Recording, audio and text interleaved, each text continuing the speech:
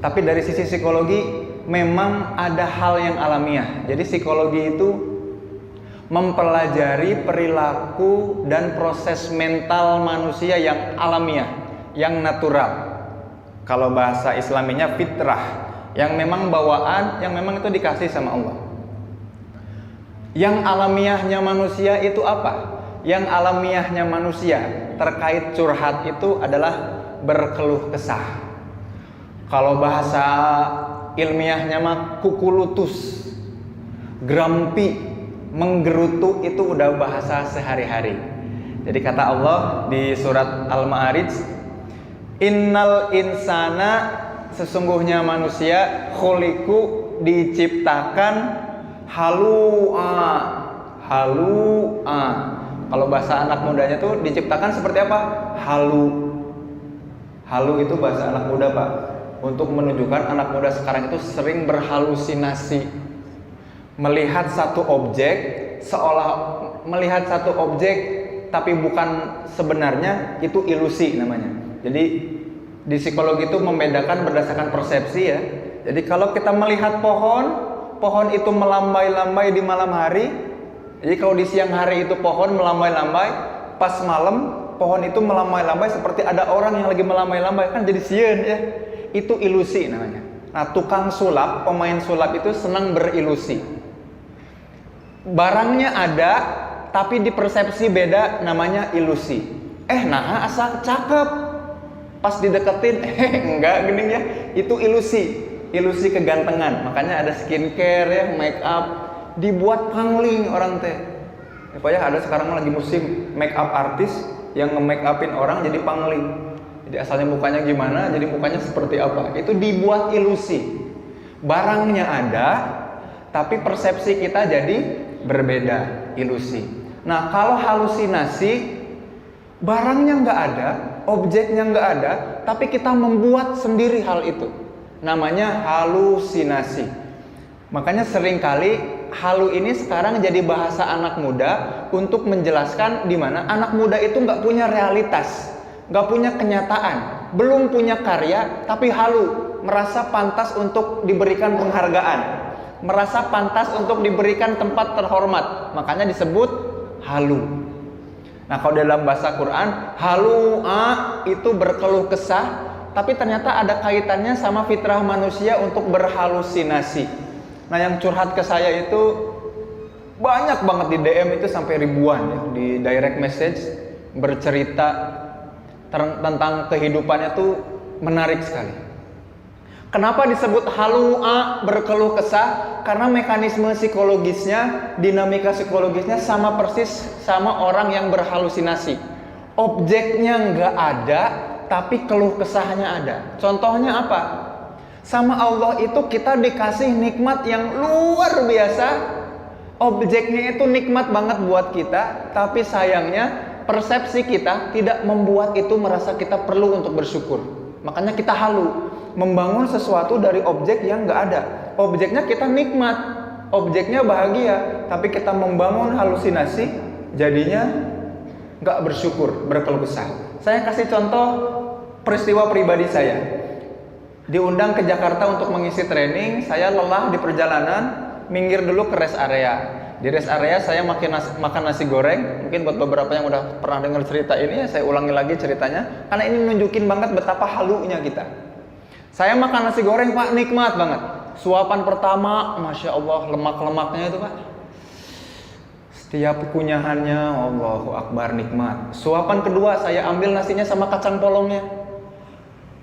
Pas kacang polongnya digigit, ada air yang muncrat di dalam. Alah, nikmat. Jadi ada minyak, air seger. Suapan ketiga, ayam suwirnya saya ikut sertakan di dalam sendoknya.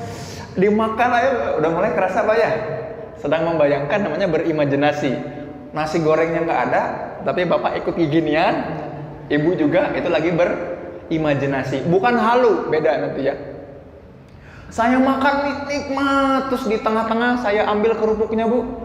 Saya siuk itu, you know siuk, when we try to reach the rice with the kerupuk, itu namanya siuk. Disiuk, aduh nikmat sekali. Itu luar biasa ya Allah, 4 menit yang ternikmat dalam hidup saya. Sampai di titik dimana mau habis, seladahnya saya singkap, set, pas disingkap seladahnya, ternyata ada 3 ekor anak kecoa sedang menari-nari manja. Gitu. Kira-kira kecoanya saya makan apa enggak? Ya enggak. Nah, kira-kira coba posisikan Bapak dan Ibu sekalian menjadi saya. Kalau menceritakan ke orang lain, kira-kira peristiwa makan tadi peristiwa paling nikmat atau peristiwa paling buruk? So, kira-kira Pak, Bu, peristiwa makan nasi gorengnya tadi yang saya alami peristiwa paling senang atau peristiwa paling buruk? Kalau ngobrol sama orang, ketemu orang, ih tadi ya aku makan, ceritanya yang nikmatnya apa yang buruknya? Yang buruknya. Yang nikmatnya lupa. Padahal si cucunguk itu tidak kita makan. Kita lagi yang saya ya. Ada Bapak Ibu mah enggak. Padahal si kecoanya enggak saya makan. Coba Bu bayangkan kalau kecoanya saya makan. Masih anak kecoa 3. Lama-lama di perut itu jadi SD, SMP, SMA ya. Keluar lagi udah kuliah kemarinnya. Kan tapi enggak saya makan. Tapi cerita tentang itu negatif. Itu tuh lagi halu. Lagi halu.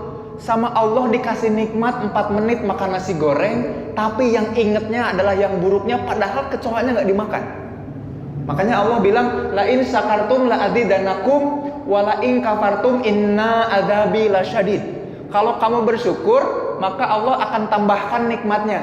Di ayat itu Allah bilang nambahkan nikmatnya bukan jumlahnya. Jadi kalau kita bersyukur sama nasi gorengnya, akan ditambahkan nikmat akan nasi gorengnya terhadap nasi goreng. Bukan akan Allah tambahkan nasi gorengnya jadi 2. Gitu Pak.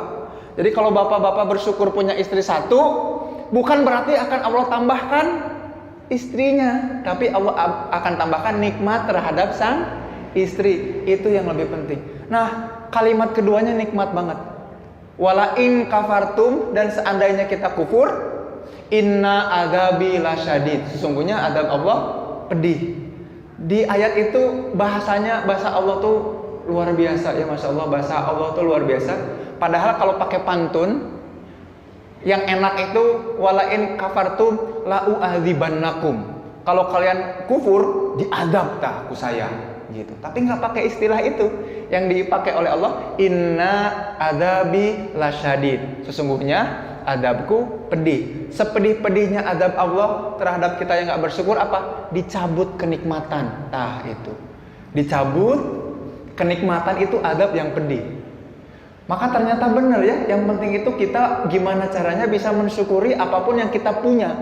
Objeknya harus ada, kita bersyukur atas objek itu.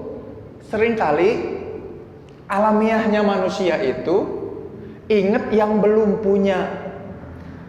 Ketika bisa beli motor, alhamdulillah punya motor. Bukan dinikmati syukurnya motor, tapi udah mulai terngiang-ngiang. Habis ini beli mobil, terus nggak puas, naik terus, nggak bersyukur itu. Makanya keluh kesahnya manusia ini dikarenakan manusia halu, suka membangun pikiran perasaan negatif, padahal objeknya udah jelas-jelas membuat kita bahagia. Masih bisa bernapas udah untung, masih bisa jalan kaki udah untung, masih bisa makan udah untung, makan enak masih untung, bahkan masih diberikan kenikmatan untuk merayakan keimanan dengan datang ke masjid yang aman dan sholat nikmat. Itu udah keuntungan nikmat yang luar biasa. Bayangkan saudara-saudara kita di India, Pak, mau Jumatan, saya dulu ngebayangin kalau di India itu mau pergi ke Jumatan atau apa kan sambil ada joget-jogetnya dulu. Ini nggak bisa lagi. Dicegat di jalan, dibunuh karena apa? Karena muslim. Diminta untuk mengosongkan jalan. Kita kan nggak ada yang bilang gitu ya. Mau ke Baitun Nur bebas. Tapi apakah pernah kita sering ke Baitun Nur gitu? Setiap 5 kali dalam sehari atau waktu luang kan? Masya Allah, nikmat-nikmat kecil aja. Kita ternyata halu banget. Membangun persepsi yang beda akan objek yang sebenarnya nggak gitu. Kita pikir nasi gorengnya negatif, nggak enak.